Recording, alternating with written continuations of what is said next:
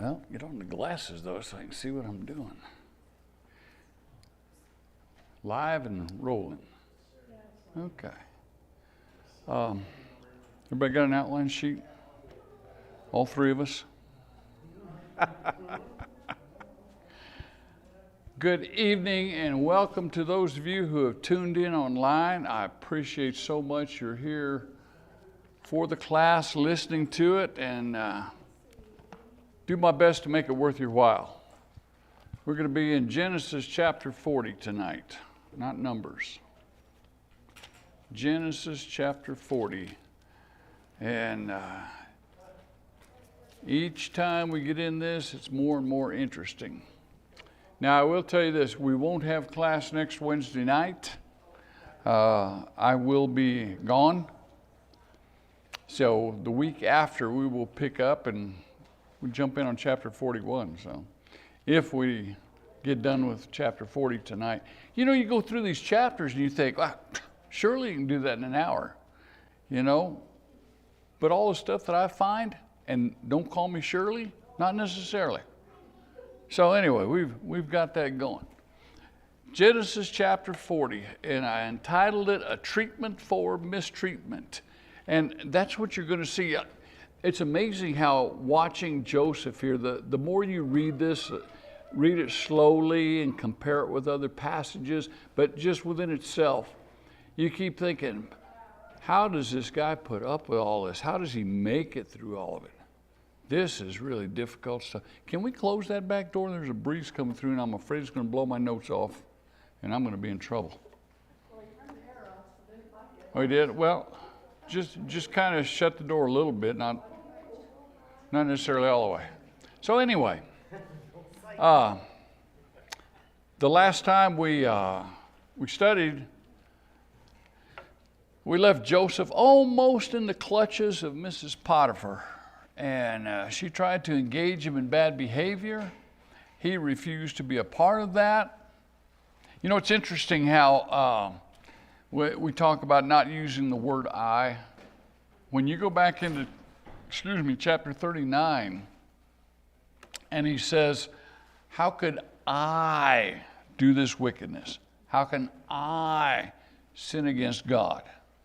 You know, that's where I works out okay, because it's on him. It's his personal responsibility. So anyway, she lied about him. She gets him thrown in prison, and all these plans and dreams about the time he thinks things are going better for him, you know, you take 2 steps forward and 8 steps back, and it just gets to be a mess. There was old cartoon character named Ziggy. I don't know if you remember him or not. Ziggy's looking up to heaven, and he has a forlorn look, and he says, have I been put on hold for the rest of my life? That's only true if you call Social Security or a government office, you know. You get put on hold forever, or it seems like it. I think Joseph may have felt like that at times. I'm just on hold here. Why?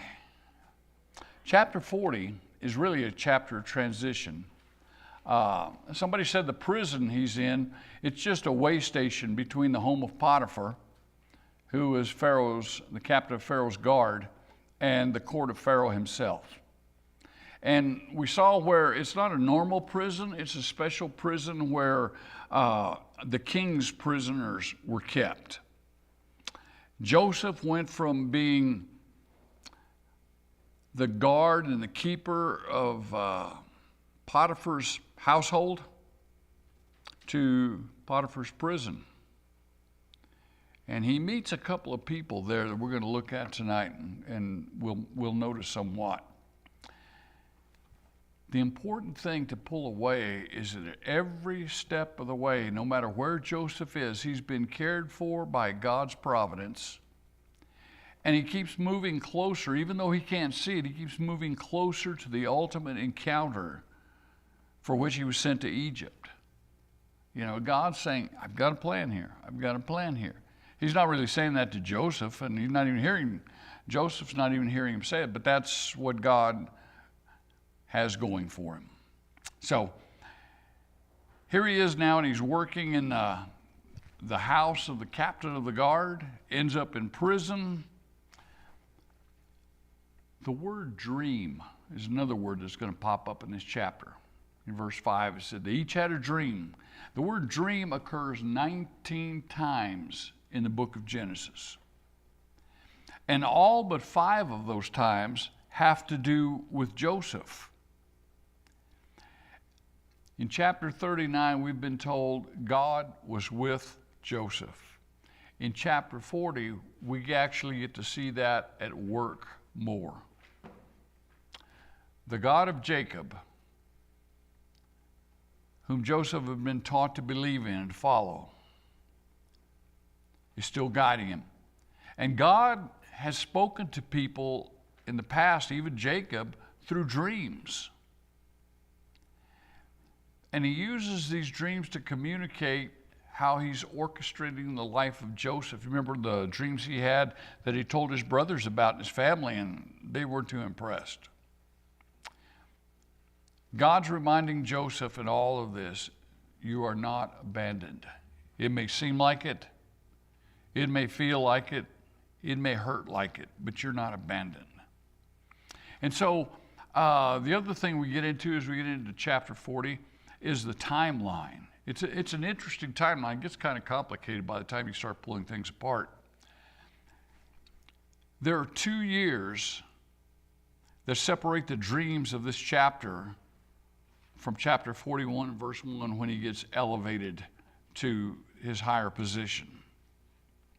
According to chapter 41 and verse 46, when we get down there, he's 30 years old when he gets this elevation of position. We're not sure how it breaks down, but from the time he goes into Potiphar's house to the time he gets out of prison, there's like 11 years. And so I don't know if he spent, just a couple of years in prison, 5, some of that gets kind of blurry here and there. 13 years will pass from the time he's been sold into captivity until he gets released from prison. He's getting older, he's maturing, but he's got to be wondering, what is going on with my life? One of the things I've learned, I learned it through my family, I learned it through my personal experiences, I've learned it watching other people, and it's very interesting how much it is in the church. Waiting is not a strong suit of American people. Did you ever notice that? But the Bible is filled with God having his people wait for things to come to pass. David will wait 10 years from the time he's told, you're going to rule over Israel, till the time he's actually crowned and becomes king. You get a lot of people who do a lot of waiting in the Bible. And Joseph is just one of them. But it's kind of interesting that in his personal circumstances, we learn something from him more than just about waiting. And so that's why the first thing I want to do is, before we get into the text, take a look at the idea of mistreatment. That's what we're going to talk about here tonight. So far, Joseph has deserved nothing that's happened to him. And mistreatment's the word we use to describe those kind of circumstances, or abused, or something along those lines. Maybe you can relate to that. Maybe you've been a recipient or a victim of being mistreated. And it comes from all different kind of areas. It comes from our family. People have grown up, they've been abused, they've been neglected, they've been deserted, there's been animosity in the family. You watch it between husbands and wives, parents and children, children and parents. There's mistreatment from circumstances. You get all these unexpected restrictions, and they can be irksome and painful. Sometimes they're mental, sometimes they're physical, just mistreatment. You can get mistreatment on the job from your employer, from other fellow employees. You can be promised, do this, you get a raise, and then they find out they lied to you. You get an unfair workload. They're irresponsible. You end up being taken, all kinds of things. There is mistreatment from friends, from family. One of the saddest things, though, is when you see mistreatment from God's people to other of God's people. You know, and that's a difficult thing, especially when you get slandered, you know, and you can't defend yourself. You just got to take it and go on. And people are going to believe what people are going to believe. Some people won't believe it, but there are a lot of others who will. You can't do a thing about that. Mistreatment's also seen in some unusual places, you know, in the classroom, on the job, as we said, even inmates in prison, the way they'll mistreat one another. I ran across a story several years ago about a Jewish lady. She remembered as a child the mistreatment she got. When it came time to exchange gifts at the holiday season, they all hated the Jew girl. And on one occasion, they just gave her a bag of garbage for a gift. And you watch how they're being treated now. You watch some of the things that go on. I've watched preachers take stand on issues. I heard about one preacher who took a stand on some things, and the people reacted. And a bunch of folks came over to his home one night, tore up his child's swing set, slashed his tires. There are untrue accusations that get leveled. You know, how do you set the record straight? Well, you can't. You can't. I found out that in ministry, there's also PTSD. You don't have to be a soldier in combat. That's true. In fact, I went online and I took a couple of tests here a few years ago. And both of them at the end of the test said, you need to seek help. So I went to my doctor and mentioned to her about that. She sent me a questionnaire with 20 questions on it, from 0 to 4 in intensity. 3 of the questions had a 2. 1 of the questions answered had a 3. 16 questions had a 4. I had PTSD. Because, you know, depending on how you get treated someplace, you go to another, you don't get time to grieve over where you've left because of how you've been treated. And you got to show up there and you got to be nice to everybody, you know, and help the church grow and be positive. You don't get time to deal with what was left behind. So anyway, that happens. Joseph dealt with mistreatment the way we've talked about it in every single area we've talked about. There was mistreatment by his family. There was mistreatment by his employer. Mistreatment by the people, which included his family, who believed in the same God he did. He's going to get mistreated here by people he befriends. And he helps them. And they still mistreat him. And in some ways, that may be the cruelest way of all. So maybe you can think of an example in your life where that's happened and how you do it. But the other thing to look at as we're considering this before we get in the text is, you know, our natural reaction. Fight back, get even. We talk about payday and paybacks and all that kind of stuff. The real matter is not whether or not you're mistreated. You probably will be and going to be. It's just part of it. The real thing is, how do you respond to it? Look how Joseph responded to it. What can we learn from him on mistreatment when we get that? You know, and we're the people of God. How should we respond to it? Look over in the New Testament in 1 Peter 2 with me. 1 Peter 2.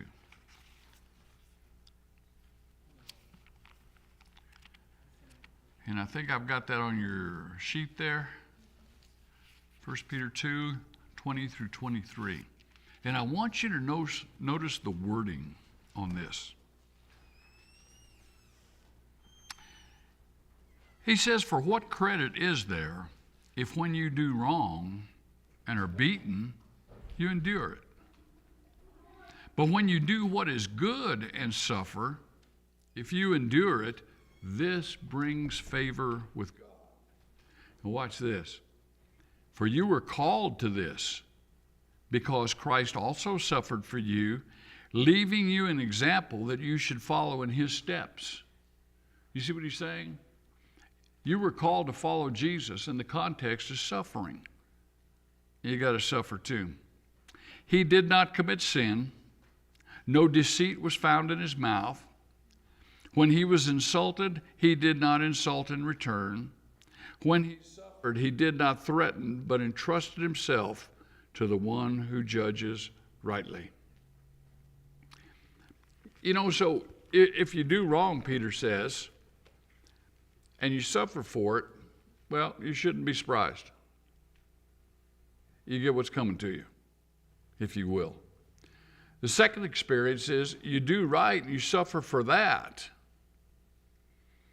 It takes supernatural intervention to handle that one.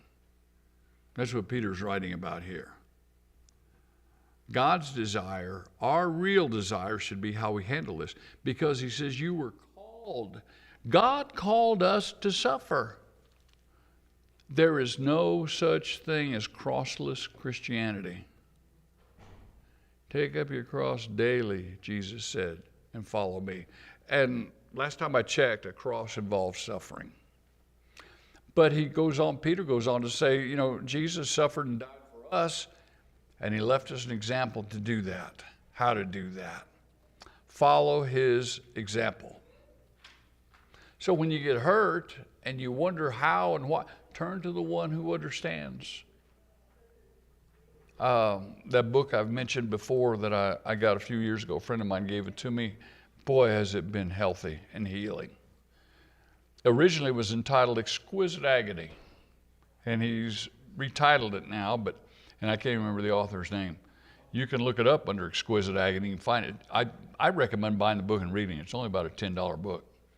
And he said, his basic premise was, if God would have his own son suffer and be crucified by his own brethren to accomplish his purpose through his son, don't you think he would do the same thing for you? And the bottom line question is, will you let him? Will you let him use you that way? So Peter says we were called to suffer. Joseph in this chapter, in chapter 40, is going to show us how we handle mistreatment. He's a real character. These are real experiences. This isn't a storybook thing. He knew what it was like to have his family hurt him, to have his employer turn on him and hurt him, to have his employer believe lies about him, to end up being imprisoned for those lies. He knew about that. He knew about unfair treatment all the way around. In Genesis 40 and verse 15, just notice what it says. I was kidnapped from the land of the Hebrews, and even here I have done nothing that they should put me in the dungeon. And the word for dungeon there is literally a hole. Threw me into this hole. And the thing that's interesting about that is this wasn't the normal prison. This was where the king's, Pharaoh's prisoners were sent. The other one was worse than this. It was worse than this. Rough treatment. The psalmist would talk in Psalm 105, verse 18, about shackles on the feet, no freedom of movement, having your neck put in irons. It's the pits. It's the pits. Where was God through all of this? Same place he was in chapter 39 when he said God was with Joseph. He extended kindness to him, helped him get through the suffering. And if you notice, I've got Psalm 119 there on your note sheet. I just want you to notice what it says. I've got to get there first. Psalm 119 and verse 71. It was good for me to be afflicted, the psalmist said, so that I could learn your statutes. Why me? Why is God doing this to me? Maybe he wants you to learn something about his statutes through his word, how he loves you and tries to mold you into his image. I don't know how many of you know the name Alexander Solzhenitsyn, Russian. He wanted to expose the horrors of the communist regime in Russia. All the stuff that Hitler did, you know, they get on Hitler for murdering 6 million Jews. Stalin murdered 20 million of his own people and took them out and buried them in places in Siberia, put them in the gulags. Solzhenitsyn was put in one of those gulags, one of those corrective labor camps. And later on he would write this: "Bless you, prison. Bless you for being in my life. For there, lying upon the rotting prison straw, I came to realize that the object of life is not prosperity as we are made to believe, but the maturity of the human soul." That's heavy stuff. And if you've never been there, you really can't appreciate it. Joseph is going to live that way for 2 years. You know, it's hard enough to do something like that if you deserve it, but if you don't, mistreatment's tough. And therefore, I think this chapter is very relevant for us. We need to get into that. So let's watch God at work here in chapter 40. Let's look at verses 1 through 4. After this, the king of Egypt's cupbearer and baker offended their master. We don't know what they did to make him mad. The king of Egypt. Pharaoh was angry with his 2 officers, the chief cupbearer and the chief baker, and put them in custody in the house of the captain of the guards, in the prison where Joseph was confined. The captain of the guards assigned Joseph to them as their personal attendant. They were in custody for some time. That last week I told you at the end of the class, you think, it can't get worse than this. Yeah, it can, and it did. And we're going to see even some more things happening as we go. You know, to read about the idea of being sold into slavery by your own brothers, falsely accused of immorality, thrown into a hole by your boss, your feet shackled and irons around your neck. And it says he took care of them. He attended them. And the wording there is literally he ministered to them. Even in prison, he's not treated like one of the equals. He just serves the other prisoners now. Pretty degrading in all of that. I think you get, maybe a lot of us would get disillusioned. You know, what's the good in being good if this is all that's going to happen to you? Why keep going on with all of this?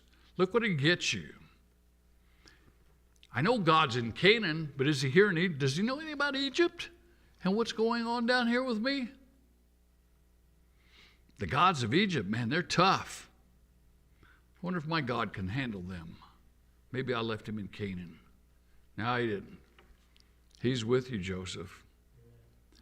But even in prison, God is with Joseph. And really, Joseph was with God. I think that's why he's able to handle things the way that he did. Go read Romans 8:30. We talk about Romans 8:28. Not now, but write it down and go look at it later. And bottom line, he says, there is not a thing in the world that can separate you and me from the love of Christ. Except one thing. There's only one thing that can separate you from the love of Christ. You know what it is? You. Self is the only thing that can do that. Mistreatment can. Nothing else can. And we meet a cupbearer and a baker. These guys are really interesting because they feed Pharaoh every day. They bring him the stuff to drink, stuff to eat, take care of him, give him all the special stuff.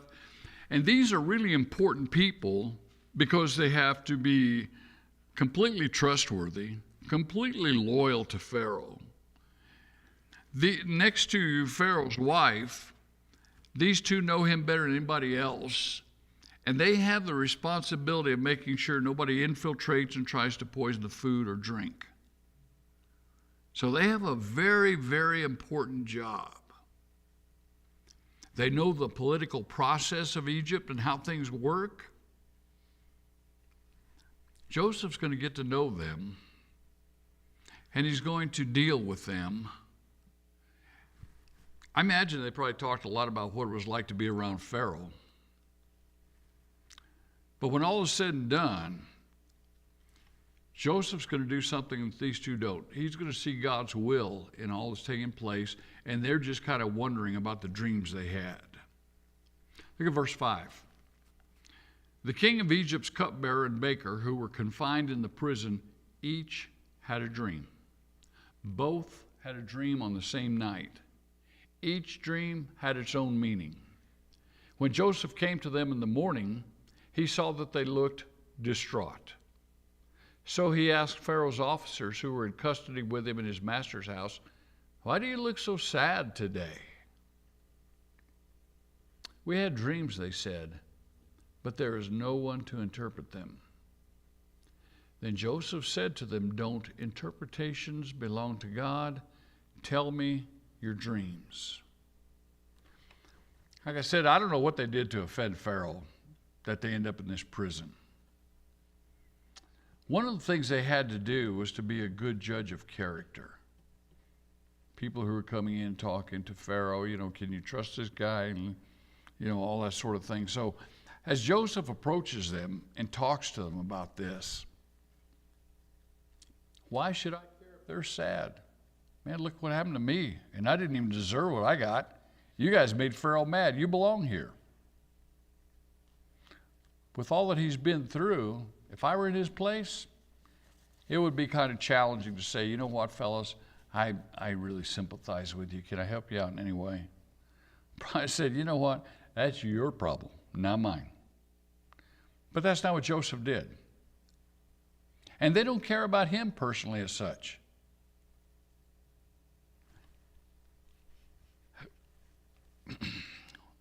What do you do if somebody stabs you in the back? You're not going to catch me helping them. Really? Watch what's going to happen here. It's going to be interesting. The way Christians can act at times versus the way that we're taught. I'm going to give you one to think about. And having been in the Marines, having trained in martial arts, having enjoyed weapons and things like that, this is all. Grew up with a father who was a law enforcement officer and all that. Paul writes to the Corinthians and he says, "The weapons we use are not weapons made by flesh. They're not man-made. The weapons we used are designed to bring captive thoughts, intentions, motives." There's a conflict there, in doing all of that. But I've watched Christians say, "Well, yeah, we have the right to do this, do this, do this." Do you? You really have the right? And I wrestle with that. I'm being honest with you. I wrestle with that still. Maybe it's just that I haven't decided, why don't you just submit and go along with it? When your heart's right and the bottom's dropped out of your life, it's remarkable to see how sensitive you can be to somebody else in need, or how insensitive you can be toward them. It's going to be all determined by your relationship with Jesus and the Father, and whether or not the Holy Spirit leads you. Somebody said you don't have to have cloudless days to have sunshine days. That's pretty good, isn't it? You don't have to have a cloudless day. Because when the sun, S-O-N, shines in your life, the S-U-N doesn't have to shine. I want you to think about dreams in their world at that time. It's an interesting thing. dreams were really important, and they had their experts who knew how to interpret these dreams, who studied them. They wrote dream books, and they would have a key to interpreting. For example, if your dream included a goblet, well, something about prosperity there and stuff. So they had ways to do that. And they would depend upon the symbolism, and the symbols meant this and that, and what was most logical. And to them, this stuff was scientific. A lot like our world does today. They think that stuff's scientific, and it's not. But they believed that their gods would communicate to them through dreams. Joseph's not familiar, as far as I know, with any of their scientific literature, and he wouldn't have any access to it. Joseph did what he should have done when he had his dreams back up in Promised Land. He consulted God about them. One of the things that you find when you study, it's called apocryphal language, picture language through, like Book of Revelation is, and a lot of places in the Old Testament, they use numbers also. So both of these men have a dream on the same night. And it's kind of interesting how all this goes. Hebrews chapter 11, verse 1 and 2, the writer says that there were times before when God spoke through prophets, through dreams, but now he's spoken to us in a son. So doesn't need to rely upon that anymore. Watch what happens with the dreams and their interpretation. Verse 9. So the chief cupbearer told his dream to Joseph. In my dream, there was a vine in front of me. On the vine were 3 branches. As soon as it budded, its blossoms came out and its clusters ripened into grapes. Pharaoh's cup was in my hand, and I took the grapes, squeezed them into Pharaoh's cup, placed the cup in Pharaoh's hand. This is its interpretation, Joseph said to him. And you watch the wording on both of them, the interpretation. The 3 branches are 3 days. In just 3 days, Pharaoh will lift up your head and restore you to your position. You will put Pharaoh's cup in his hand the way you used to when you were his cupbearer. But when all goes well for you, remember that I was with you. Please show kindness to me by mentioning me to Pharaoh and get me out of this prison. For I was kidnapped from the land of the Hebrews, and even here I have nothing that they should put me in. I have done nothing that they should put me in the dungeon. When the chief baker saw that the interpretation was positive, he said to Joseph, I also had a dream. 3 baskets of white bread were on my head. In the top basket were all sorts of baked goods for Pharaoh, but the birds were eating them out of the basket on my head. This is its interpretation, Joseph replied. The 3 baskets are 3 days. In just 3 days, Pharaoh will lift up your head from off you and hang you on a tree. Then the birds will eat the flesh from your body. Nice. On the 3rd day, which was Pharaoh's birthday, he gave a feast for all his servants. He elevated the chief cupbearer and the chief baker among his servants. Pharaoh restored the chief cupbearer to his position as cupbearer, and he placed the cup in Pharaoh's hand. But Pharaoh hanged the chief baker, just as Joseph had explained to them. Yet the chief cupbearer did not remember Joseph. He forgot about him. Pretty harsh words. But the integrity of Joseph is pretty impressive. Man, I don't know if I want to say this. Yeah, I've got to say it. God told me to, and here it is. The cupbearer, he says, he's going to lift up your head. And the idea there in the language is lift it up for promotion. You're going to get a good position again. The other one, he said, he's going to lift your head up from upon you. And the way they would do it is execution. It lop off his head. And typically they didn't hang people then. They just cut off your head. But if they did, to really insult you, humiliate you, the carcass, they'd impale it on a stake and let the birds and the bugs devour you. That's the way they did it. What's impressive here is not the grossness of the picture, but the fact that Joseph is not trying to impress anybody. He's representing God, and he gave an interpretation that belonged to God. He's not trying to buy their friendship. I mean, he's already said, remember me and get me out of here. He's not trying to win friends and influence people. And he said to both of them, your days are numbered. But one for good, Baker, your days are numbered too, but not for the best. It's going to be rough for you. You and I cannot help God's cause be advanced by changing his message. Twice, once in the Old Testament, once in the New Testament, it says you don't add to and you don't take away from God's word.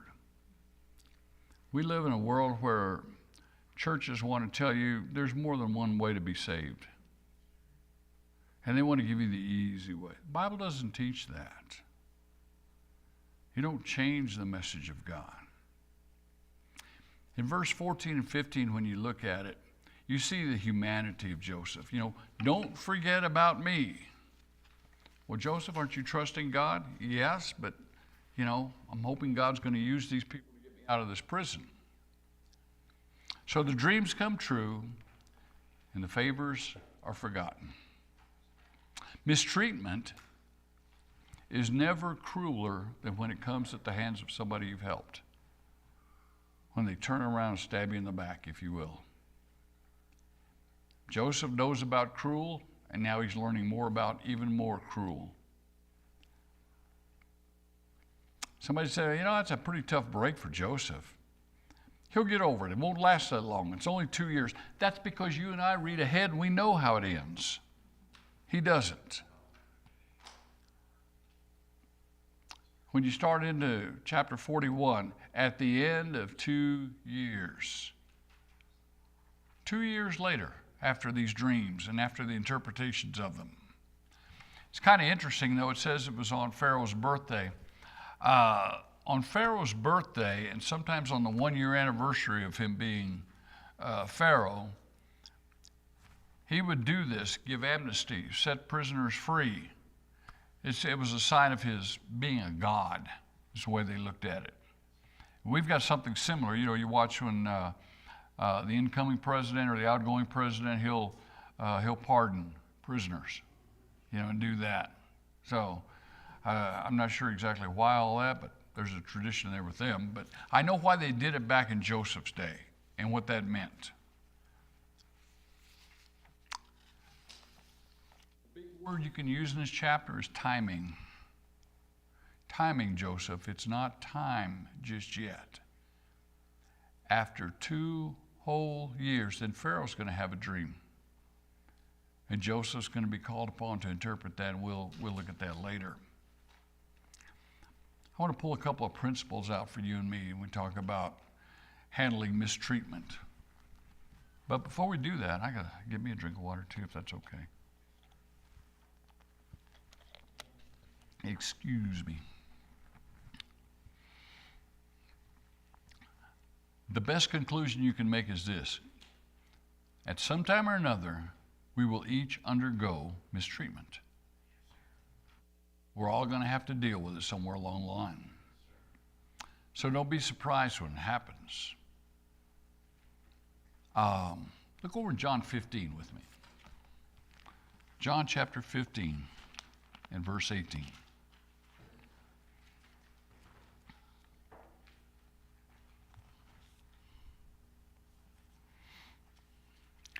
If the world hates you, understand, it hated me before it hated you. Back up to John chapter 3.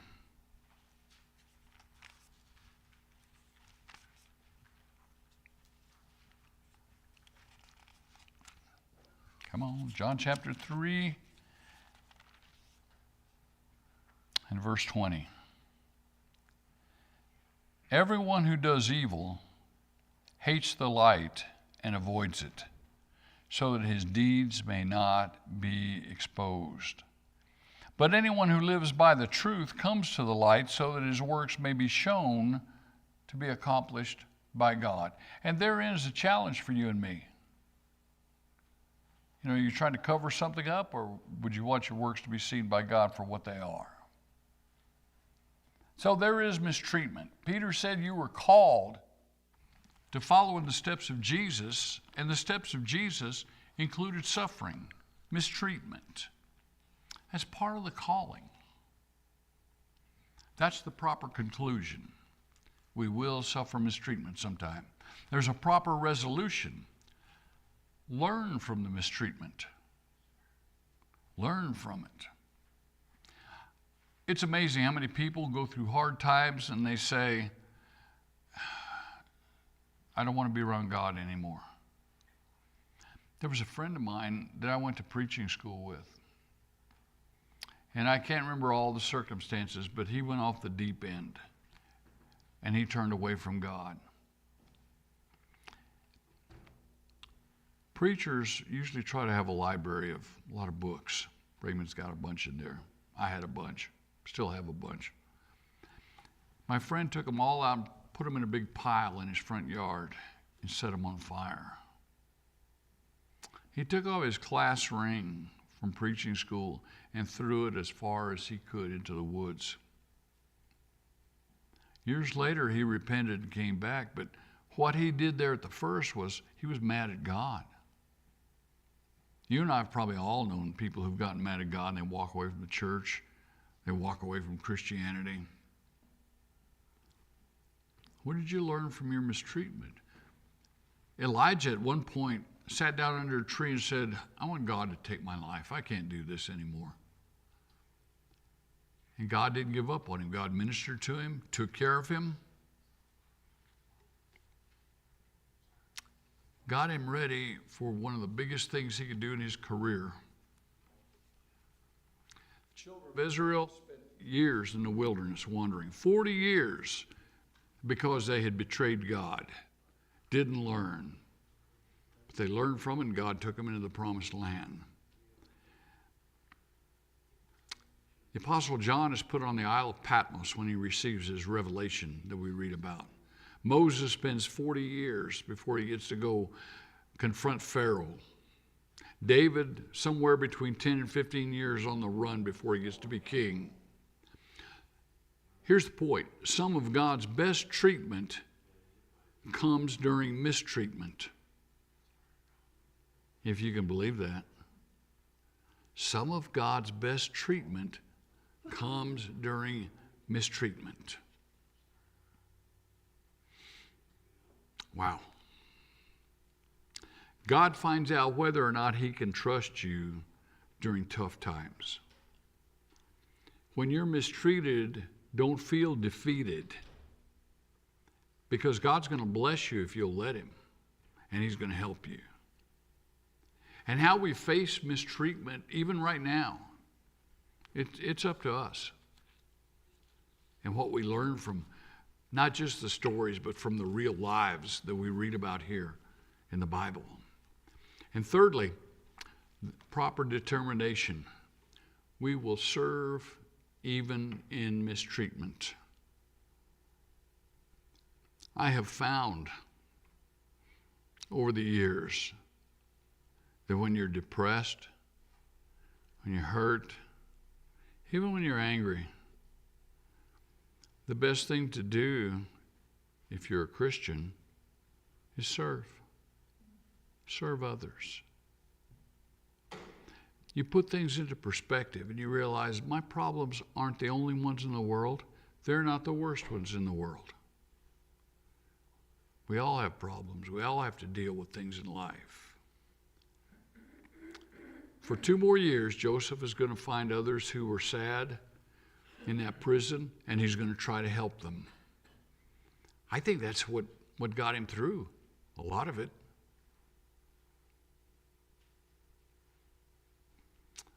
I read about a missionary couple in Pakistan They had lost their 6-month-old baby. And an old Punjabi native came to comfort them. And he said, a tragedy is like a pot of boiling water. Put an egg into it, and it turns the egg hard. Put a potato into it, and it turns the potato soft and pliable. And the missionaries learned to pray, Lord, make me a potato. Soft and pliable. When things happen that don't seem right, fair, deserved, ask God not to make you an egg and get hard. Make you a potato so that he can work with you. To this you were called, and it still applies today. That Psalm 119 passage again, verse 71. It was good for me to be afflicted that I may learn your statutes. Do you know that song, Make Me a Servant? Make me a servant, Lord, make me like you. For you are a servant, make me one too. Make me a servant, do what you must do. To make me a servant, Lord, make me like you. That's the idea. Do what you must do, even if that includes mistreatment. Do you ever pray to God and say, whatever you've got to do, I want to be molded into the image of Jesus. You do whatever you have to do to me. And then when he starts doing that and you ask, why is this happening? Oh, you prayed about that. You asked for it. And trust God. You see, the circumstances of our serving don't determine the value of our serving. Serving God in the context of slavery or prison doesn't negate the fact that you're serving God, much less having a rough boss. And the more we understand the big picture of that, the more we understand, oh, you know what? God's molding me. He's doing something with me. Look over in 1 Corinthians 1 with me. 1 Corinthians chapter 1. And again, with the new Bible, trying to get there is tough. Pages stick together. 1 Corinthians chapter 1, beginning of verse 26. Well, and I jumped ahead again. No, I've got it. I just got to work on this. Verse 26. Listen to this. Brothers and sisters, consider your calling. Not many were wise from a human perspective. Not many powerful. Not many of noble birth. Instead, God has chosen what is foolish in the world to shame the wise. God has chosen what is weak in the world to shame the strong. God has chosen what is insignificant and despised in the world. What is viewed as nothing to bring to nothing what is viewed as something, so that no one may boast in his presence. It is from him that you are in Christ Jesus, who became wisdom from God for us, our righteousness, sanctification, and redemption, in order that, as it is written, let him who boasts, boast in the Lord. God's actively involved in the circumstances of his people. And it doesn't matter what the circumstances are. He's doing that. One fellow put it right. He said, God's not the God of big things. He's the God of all things. And that'd be a good thing to remember, wouldn't it? Psalm 139, verses 7 through 10, the psalmist will ask, where can I go to get away from you? Nowhere is the answer. Wherever I go, you're there. It doesn't matter where you go in your circumstances, God is there. Vicki bought a picture a few years ago and hangs on a wall in our house, one of the walls. And it says something like, don't worry about tomorrow. God is already there. God is already there. Sometimes it seems like our personal circumstances are too small, too unpleasant for God. You know, He's got better things to do than worry about me. God cares about all circumstances. Matthew chapter 10 verse 30 says, even the hairs on our head are numbered. We can give you a homework assignment for tonight. Here's your homework assignment. Before you go to sleep, think about the last time you were mistreated. Job, family, friend, whatever. And then say, thank you, God, for that mistreatment. For some, it's going to be hard to do. And it only is hard to do the more self is on the throne of our heart. The more God sits on the throne of our heart, the easier it is. I ran across this and I thought, this is so true. When Joseph was on his way to visit his brothers, God had the pit in mind. When he was in the pit, God had Potiphar in mind. When he was with Potiphar, God had prison in mind. And when he was in prison, God had Pharaoh in mind.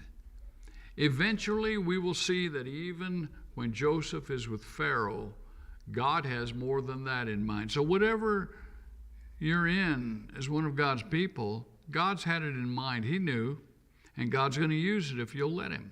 God's got other things in mind for you. I really believe that Joseph's stint in prison has more to do with us than what we realize when it comes to redemption. To take Joseph's circumstances and just isolate him without seeing the bigger picture of what God is trying to do is to really miss the point of what the Bible's trying to teach. Yeah, there's those circumstances, but there's a bigger picture. You realize God's dealing with over 7 billion people on this planet? He knows about each one and what's going on.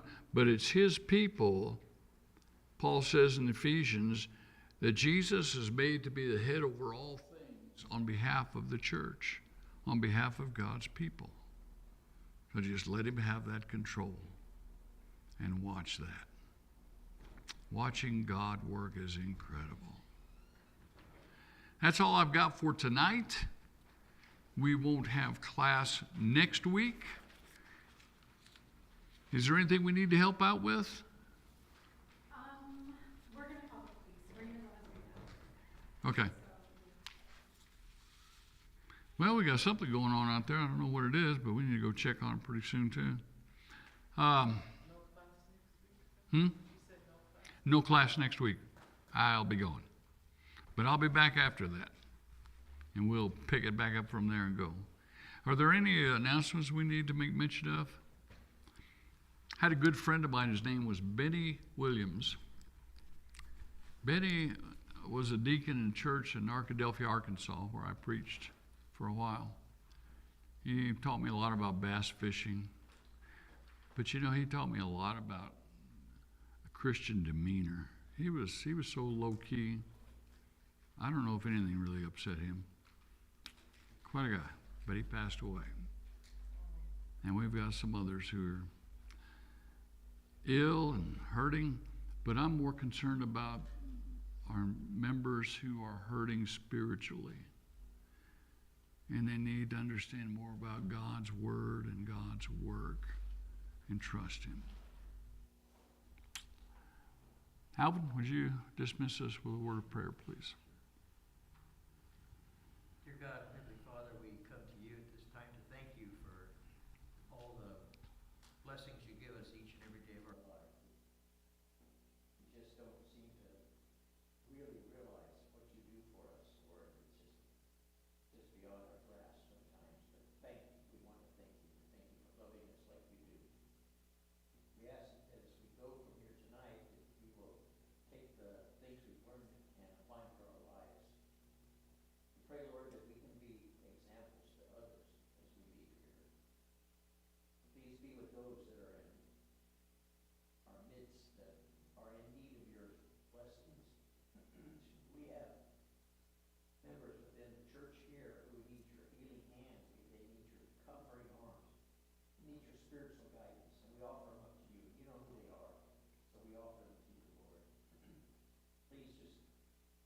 watch over us, keep us safe, bring us back to the next appointed time.